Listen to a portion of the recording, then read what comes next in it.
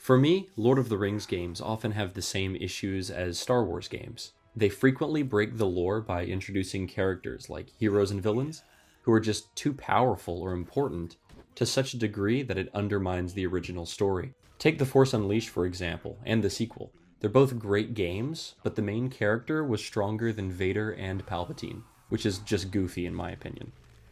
Then, of course, they have to write him out of the story at the end so as to not interfere with the main story.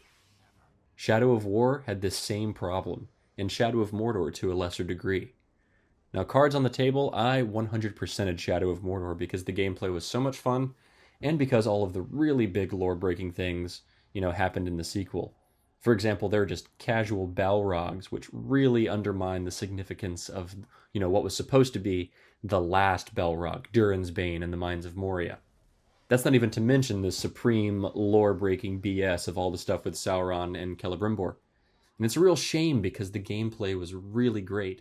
I think both of those games would have been significantly improved just by making every character involved less significant, less powerful, and omitting some characters altogether.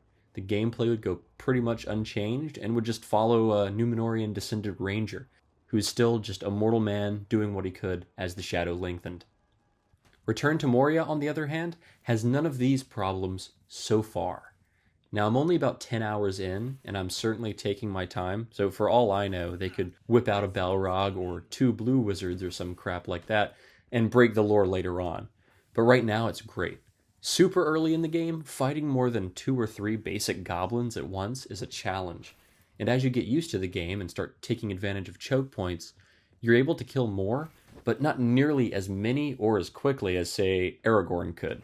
Because at the end of the day, your character in this game is a heroic adventurer, but he's not a key player in the fates of Arda, the world, which is how it should be.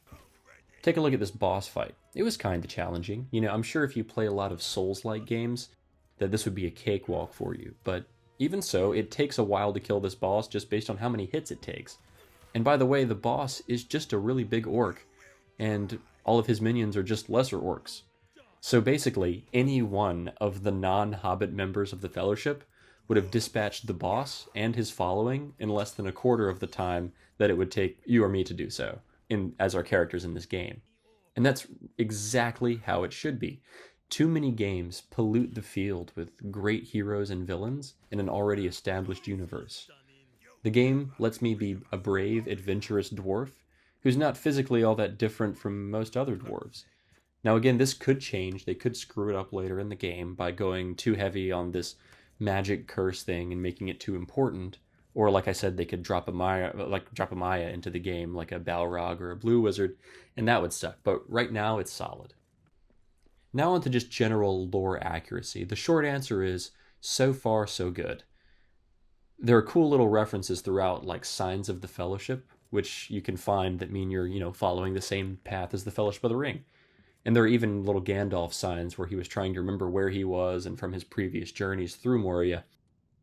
Plus, they even call Gandalf Tharkun, which is his name among the dwarves, so that's pretty cool. There are Ravens of Erebor, and I absolutely love pressing E so my dwarf sings a mining tune.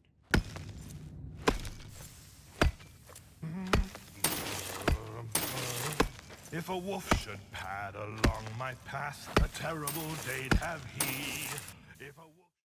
The only lore thing that really annoys me right now is that the statues of dwarf women don't have beards, so that's unacceptable across the board. Immersion broken, return the game. No, I'm just kidding. But honestly, overall, on lore friendliness, it gets a passing grade. The Elven core is a little suspect, but I'll go to pass. There are of course minor things like in every game, but as far as Middle-earth games go, this one is really the best in terms of lore accuracy. At least that I've played anyway. Now into gameplay, because let's be honest, a game can be lore accurate all day and night, but it still has to be fun. And for me, this game is fun. What I love about it is how it juggles the survival sandbox genre, while also giving me clear quest goals beyond just survival. Some games do this as well, but I feel like this one really strikes the best balance. I never get to the point where I'm like, okay, I'm surviving, now where's the rest of the game? Because whenever you get established, the quest pushes you further. And that's really great. Too many sandbox games have zero goals beyond survival. And of course, I came up with a good dwarf name for my character. This is Lauren, and my world is, of course, called the Dwaradelf.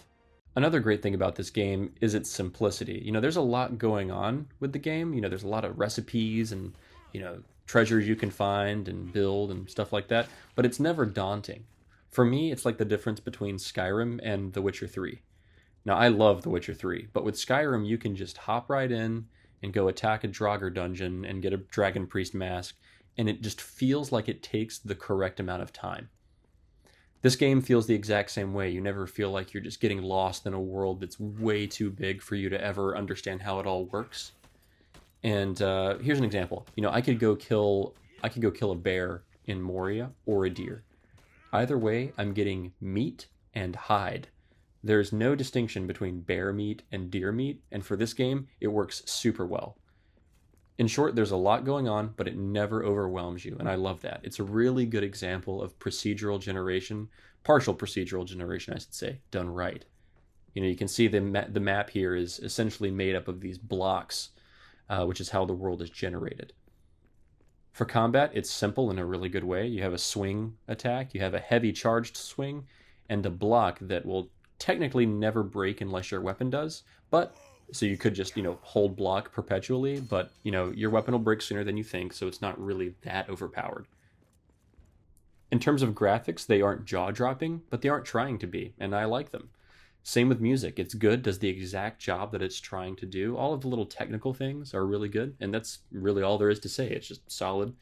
I'm playing on a 4070 and a i7 8700K, and it runs great. I don't have a frame rate counter on, but just based on feel, it's somewhere between 90 and 120 FPS, probably averaging around that 95 mark. So certainly above 60. Now, I don't yet know how multiplayer runs or how that impacts the game. I've got a couple of buddies who are picking it up in a couple days. So if that's bad, I'll make an update. But right now, it really runs well for me. Overall, I'm really enjoying the game and would absolutely recommend it to anybody who likes Middle-earth. So I'll end the video just with some fun gameplay that I think really just captures the spirit of the game. Thank you all for watching, and please do like and subscribe if you enjoyed the video. Toodaloo.